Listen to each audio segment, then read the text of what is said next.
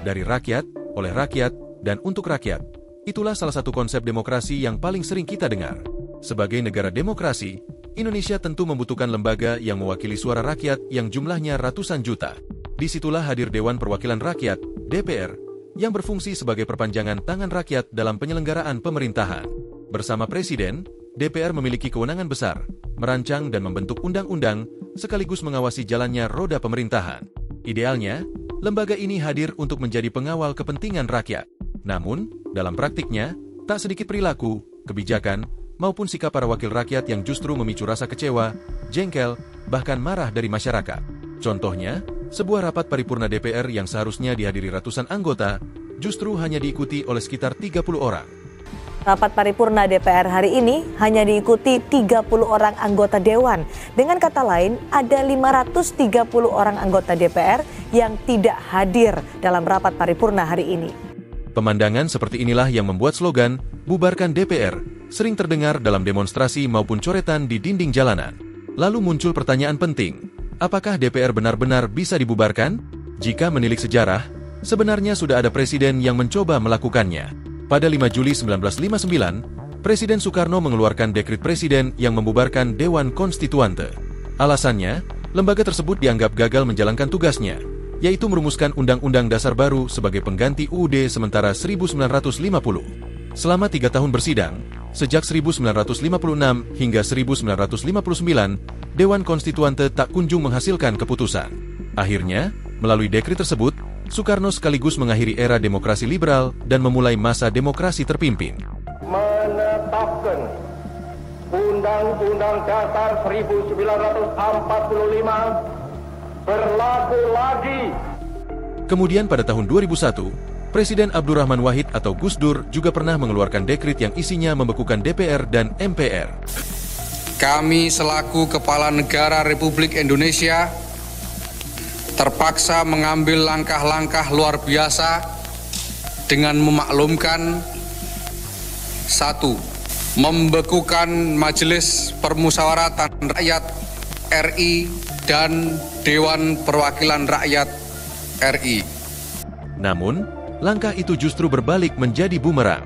Lemahnya posisi politik Gus Dur serta manuver dari lawan-lawan politiknya membuat ia dimakzulkan melalui sidang istimewa MPR. Dari peristiwa itu pula, MPR menambahkan pasal 7C UUD 1945 yang berbunyi, Presiden tidak dapat membubarkan atau membekukan DPR. Artinya, dalam sistem presidensial yang kita anut sekarang, Presiden dan DPR memiliki kedudukan sejajar. Presiden tidak bisa membubarkan DPR, begitu pula sebaliknya. Jadi, kalau pertanyaannya, bisakah DPR dibubarkan? Jawaban sederhananya, tidak bisa. Secara teoritis, memang masih ada sejumlah kemungkinan untuk membubarkan DPR. Namun, jika kita kaji lebih dalam, setiap opsi memiliki konsekuensi besar yang tidak bisa dianggap remeh. Lantas hal apa saja yang bisa dilakukan untuk membubarkan DPR? Mari kita bahas satu persatu.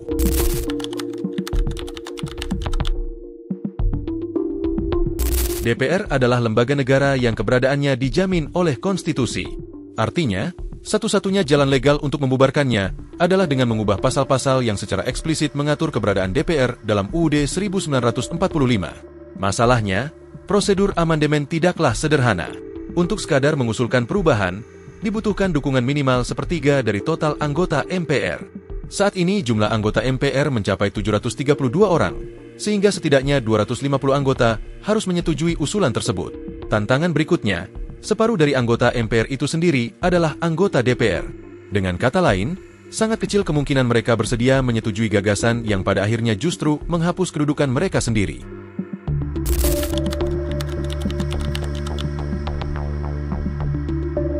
Opsi kedua adalah pembubaran melalui jalur non-konstitusional, misalnya kudeta atau revolusi.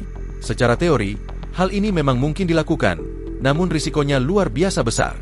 Kudeta memerlukan kekuatan militer yang solid dan mampu menghadapi TNI.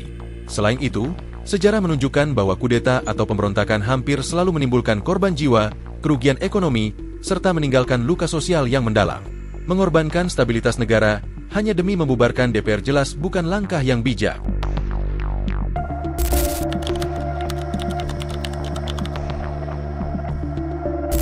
Alternatif ketiga adalah jalur demokratis melalui pemilu. Inilah mekanisme paling konstitusional sekaligus paling rasional. Setiap 5 tahun sekali, rakyat diberi kesempatan untuk memilih para wakilnya di parlemen. Namun, praktiknya tidak sesederhana teori. Ada banyak kendala yang kerap menghambat lahirnya wakil rakyat yang benar-benar berkualitas.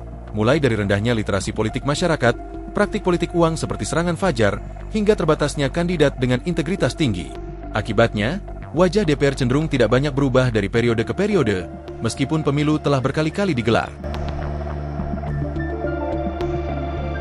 Jika ditelaah secara mendalam, membubarkan DPR sebenarnya bukanlah solusi yang realistis maupun konstruktif. Justru yang lebih mendesak adalah memperbaiki kualitas sumber daya manusia yang duduk di kursi parlemen. Tidak semua anggota DPR buruk, namun seringkali kepentingan pribadi dan kelompok lebih menonjol dibandingkan kepentingan rakyat yang seharusnya mereka wakili. Pada hakikatnya, DPR adalah lembaga perwakilan rakyat yang idealnya menjadi pelayan kepentingan publik. Lembaga ini akan tampil bermartabat hanya apabila para anggotanya benar-benar bekerja dengan integritas, transparansi, serta dedikasi untuk bangsa, bukan sekadar untuk diri sendiri atau golongan tertentu. Pertanyaannya kemudian, cukupkah pembenahan DPR dilakukan hanya melalui pemilu? Ataukah diperlukan pendekatan lain?